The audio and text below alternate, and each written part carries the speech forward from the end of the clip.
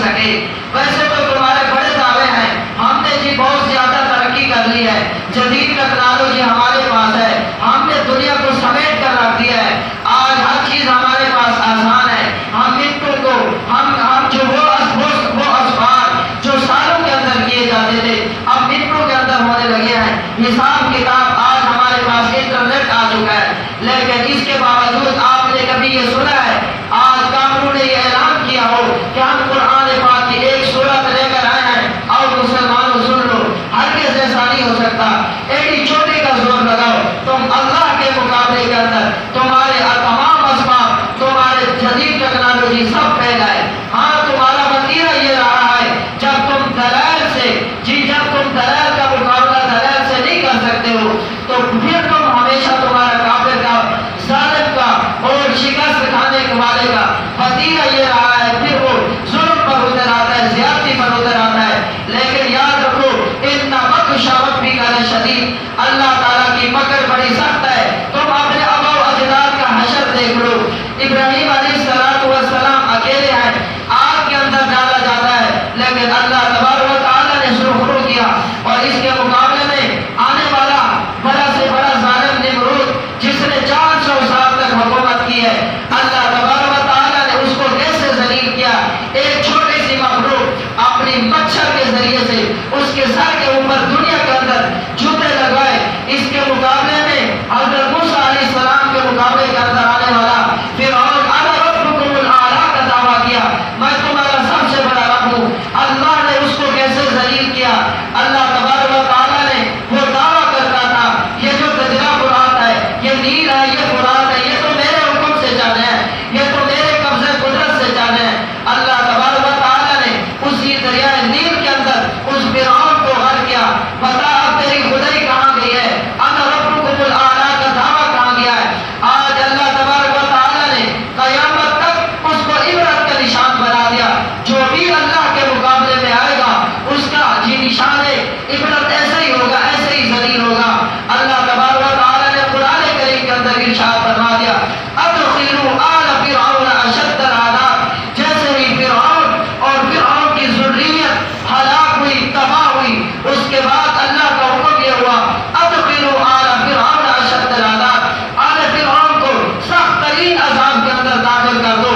اب تمہیں ظاہری طور پر اس کی لاش پڑی ہوئی نظر یہ آ رہی ہے, اس کو کوئی عذاب نہیں ہو رہا, لیکن حقیقتاً اس کا جسم, اس کا روح جہنم کی آگ کے اندر جل رہا ہے. فرعون کی ذریت جہنم کے اندر جل رہی ہے. تم اپنے آبا و اجداد کا حشر دیکھ لو, نمرود کا حشر دیکھ لو, حامان کا حشر دیکھ لو. حضور صلی اللہ علیہ وسلم کے مقابلے میں آنے والا سب سے بڑا دشمن ابو جہل کا حشر دیکھ لو, آج وہ بھی جہنم کے اندر جل رہا ہے. اگر تمہارا یہ وتیرہ رہا تو پھر یاد رکھو قل جاء الحق وزهق الباطل ان الباطل كان زهوقا. جب حق آتا ہے باطل بھاگ جاتا ہے, باطل مٹ جاتا ہے, باطل کا کام ہی بھاگنا ہے. تم باطل ہو اور باطل کا کام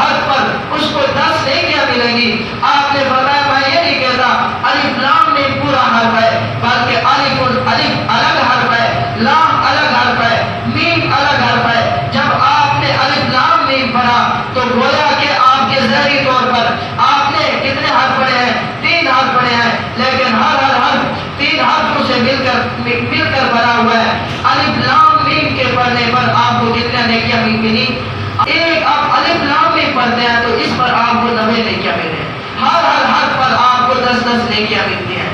فرمایا یہ قرآن پاک اللہ کا کلام جس طرح اللہ تعالیٰ کی ذات رفعت والی ہے، بلند ذات ہے، ایسے ہی اللہ کا کلام بھی بلند ہے۔ اللہ تبارک و تعالیٰ نے قرآن کریم کے اندر ارشاد فرمایا وَنُنَزِّلُ مِنَ الْقُرْآنِ مَا هُوَ شِفَاءٌ وَرَحْمَةٌ لِّلْمُؤْمِنِينَ وَلَا يَزِيدُ الظَّالِمِينَ إِلَّا خَسَارًا۔ وَنُنَزِّلُ مِنَ الْقُرْآنِ ہم نے جو کچھ قرآن کریم کے اندر اتارا ہے شفاء، وہ شفا ہے، وہ شفا ہے، مسلمانوں کے ظاہری طور پر بھی شفا ہے، باطنی طور پر بھی شفا ہے، مسلمانوں کو اس سے شفا ملتی ہے، وَرَحْمَةٌ لِّلْمُؤْمِنِينَ اور مسلمانوں کے لیے مؤمنین کے لیے یہ رحمت ہے، وَلَا يَزِيدُ الظَّالِمِينَ إِلَّا خَسَارًا۔ جو خاسرین لوگ ہیں، جو ظالمین لوگ ہیں، وہ مزید وہ خسارے کے اندر پڑتے چلے جا رہے ہیں، خسارے کے اندر پڑتے چلے جا رہے ہیں۔